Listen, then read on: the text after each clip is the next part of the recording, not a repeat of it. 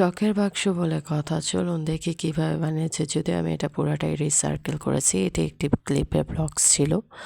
তো এই বক্সটি দিয়ে আমি এখানে প্রথমে যা যা লাগে নিয়ে নিয়েছি।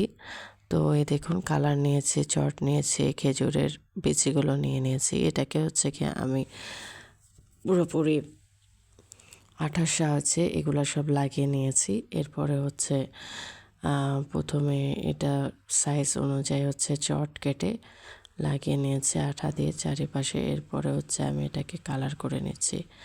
এই খেজুরের বিচিগুলো আগে আমি শুকিয়ে নিয়েছি, এরপরে আমি এগুলা এখানে লাগিয়েছি। শখের বাক্স বলে কথা ভাই, যতটা পেরেছি সুন্দর করার চেষ্টা করেছি। এই আঙুলের সাহায্যে আমি গোল্ডেন কালারটা লাগিয়ে নিচ্ছি।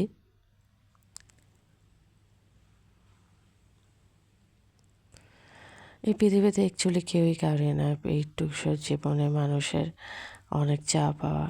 2 দিনের দুনিয়ায় মানুষ এত স্বার্থপর, এত চা পাওয়া কীভাবে হয় জানি না।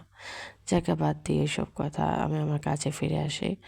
আঙুলের সাহায্যে আমি যেতে খেজুরের বিচিগুলোর উপরে গোল্ডেন কালার লাগিয়ে দিচ্ছি। এরপরে পুরোটার গায়ে লাগিয়ে পুরো গায়েটাই লাগিয়ে দেব। সবচেয়ে মজার বিষয়, বক্সটার উপরে লেখাই ছিল রিসার্কেল করা। আমি দেখে অবাক হয়ে গেছি। এটা ফুল ভিডিও, পুরো ফুল ভিডিও দেখতে হলে আমার পেজে যেতে হবে, রোমেলাস ক্রিয়েশন। আমার একটি ফেসবুক পেজ আছে যেখানে আমি লাইভ করছিলাম আর এটা বানাচ্ছিলাম, যার কারণে সম্পূর্ণ ভিডিওটা এখানে নাই।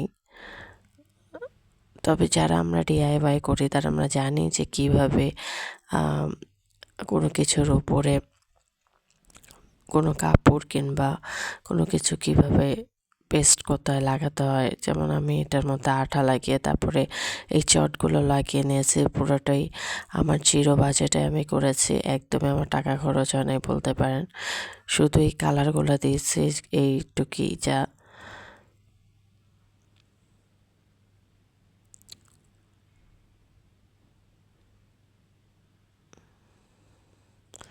এখন আমি লেসটা লাগিয়ে নেব।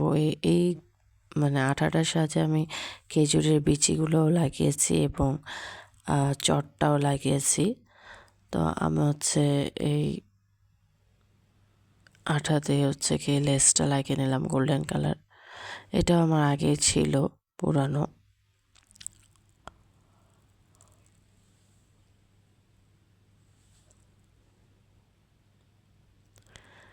প্রায় আমার বক্সটা হয়ে গেছে, আমার জুয়েলারি বক্সটা হয়ে গেছে। এটা আমি আমার একজন প্রিয় মানুষকে গিফট করার জন্য আসলে বানাচ্ছি। জানি না ওর কীরকম ভালো লাগবে, কিন্তু এই পর্যন্ত যারা দেখেছে সবার কাছেই ভালো লেগেছে। তো যাই হোক, আমার জুয়েলারি বক্সটি তৈরি হয়ে গেল। সবাই কমেন্ট বক্সে কমেন্ট করবেন কীরকম হয়েছে, একটু জানাবেন। আর আমার ভিডিও ভালো লেগে থাকলে লাইক, কমেন্টস, শেয়ার করবেন অথবা আমার চ্যানেলটি সাবস্ক্রাইব করবেন।